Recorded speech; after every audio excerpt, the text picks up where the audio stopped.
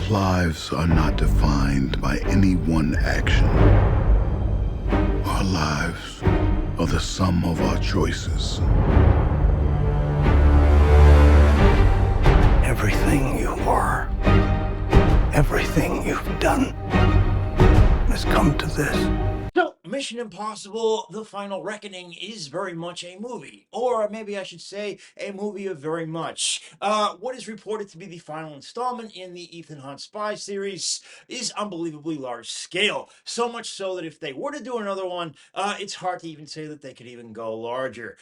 For better or for worse, and the movie does fluctuate between the two, this is Tom Cruise embellishment and dedication all tied up into one. And it will be the most sad to see him leave this character behind. Over the past 30 years, Cruise has done nothing but add more and more pathos to Ethan Hunt, a man with a backstory who seems to have left it all behind in the interest of service. Cruise's determinism is only matched by his physicality, both of which seem to get pushed to the brink in every film, where his conviction as both star and producer burn about as hot as any action hero has over the past couple decades. And Ethan Hunt is in a hell of a fight this time. Ascension AI from the last film has now taken over the world and has thrown everything into massive chaos. Ethan has gone rogue trying to take it down on his own, but is being called back in by the president herself, now played by Angela Bassett, to work with IMF. Then the AI is filled with all sorts of complicated gimmicks. There's a key, there's a source code the key needs to be used on, there's a bunch of techno babble, there's a bunch of cultish followers willing to do anything for it, and then there's a villain played by S.A. Morales who wants it to harness for himself. Like many a mission before this all becomes ridiculously hard to keep straight. The movie becomes a series of pit stops where requirements for the mission need to be met, though I struggle to keep track of what the objectives were in quite a few of these instances. This is all just the tip of the iceberg for a movie that is also doubling as a fond farewell. It pulls from the last 7 movies indiscriminately, the best of which is a callback and redemption for a character from the first film who got a raw deal. But then the movie also has to go a little bit farther and a little bit farther. The plot also contains a crucial bit of information from movie number 3, and then just seemingly for the hell of it, it even connects a son with a father from my past film. It's a finale that really wants to go out in grand fashion, but in its quest to go big, it often feels like it's trading in the breezy globe-hopping,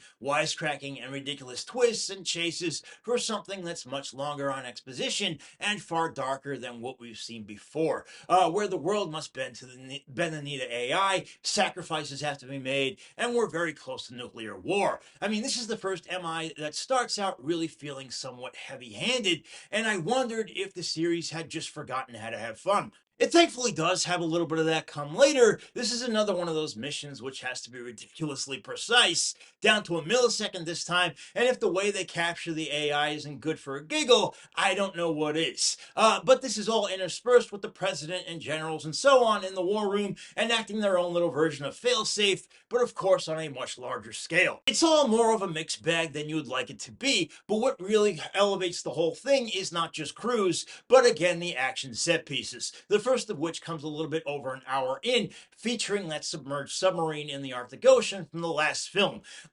With this, Ethan has to make his way through it. It's flooded, but what makes it even worse is that it's sort of on infirm territory, so it keeps rolling over with him inside. This is a claustrophobic spellbinder of a sequence. Cruise also throws in another plane chase finale, but leave it to him to find whole new ways of being death-defying. What's even more impressive about all this is the camera placement, where it seems as though many cameras have been mounted around the plane, and some of them even there to capture Cruise's facial intensity as he tries to climb aboard it while it's moving, holding on for dear life, while also trying to finagle his body into a safe position. But for a film that runs nearly 3 hours long, it also suffers from the same fat as the last film. It doesn't make sense for a movie this long to have so many superfluous characters. Haley Atwell and Simon Pegg lend support when needed, but much of their comic highlights and quirky characterizations have been minimized this time.